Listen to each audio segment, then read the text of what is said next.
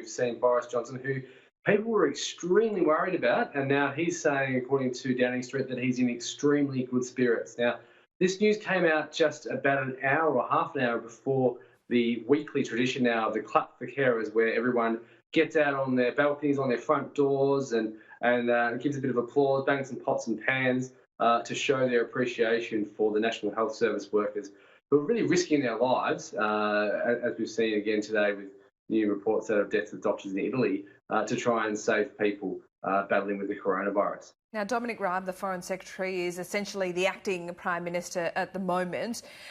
There was a discussion, it's the Cobra meeting, isn't it, about when economic restrictions, when shutdowns can be eased. It doesn't look like it's going to be any time soon there in London, at least. No, I think while there's good news for Boris, there's still going to be some serious concerns for the rest of the population. The death toll today, Laura, was 881, and that's another shocking figure. And there's more than almost 8,000 people who have died in the UK as a result of this virus. So I think we're a long way away from that now. We were supposed to have a decision on whether there would be another 3 weeks of lockdown on Monday. Now, that is the Easter weekend. The government has been desperate to try and stop people talking about it, desperate to try and stop people asking questions about whether this lockdown will continue. They want people to stay inside. And the danger that the government sees is that it's going to be 25 degrees here, Laura, tomorrow, and that is an extraordinarily warm temperature in the UK, and that's tempting for people to go outside and have barbecues and get together. And that's the last thing that people need to do, because the UK has not hit the peak as yet. So the tricky thing for the government as well is, on the political side, is how do you get this decision made when your leader is still in hospital? Now, Boris isn't going to get out of hospital tomorrow. He could be there for another week. And then there's also the time he'll need to recover. So there's a suggestion among the sources I've spoken to today that they would like to try and have him included in the say, because really leaving this lockdown is going to be the biggest decision for any government, because if there's another wave of infection as a result of going too soon, that could undo all the work that's been done so far. Is London still the epicenter, or are there other pockets of outbreak and cluster cases in the UK?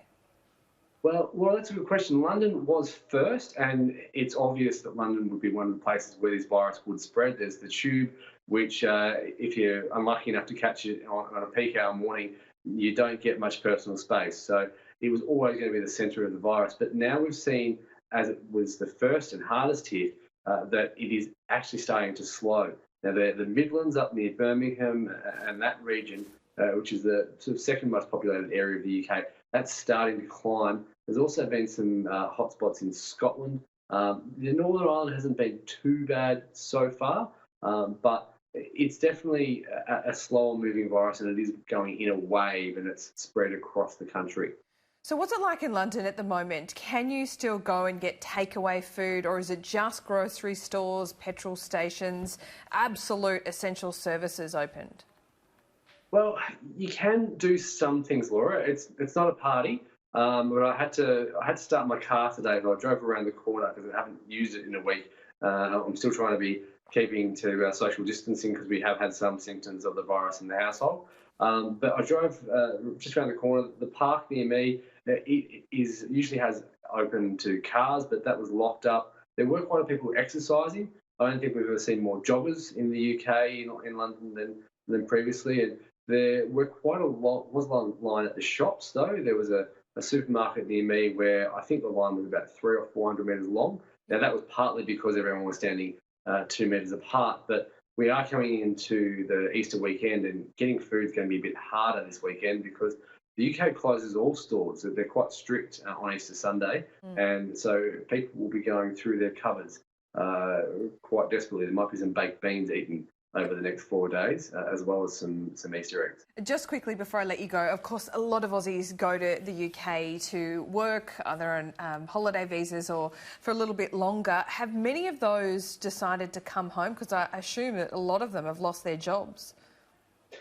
A lot have lost their jobs. I've spoken to a few people who have rung me and said, "What do we do? We were supposed to go home for a wedding. Can we get back? When will that happen?" I know some who've decided to stay, but George Brandis, the Australian High Commissioner to the UK, he was desperately urging people to, if they wanted to, go and go now. There are some flights that are on through Qatar Airways at the moment, and a few Qantas flights as well, and BA, but they are likely to stop within, if not this week, definitely before the end of the month. So people were really scrambling to get out. The fares weren't too bad. Some people were paying a bit above odds, but it's really the time, if you were not planning to stay for the long haul, then the time to get out is now.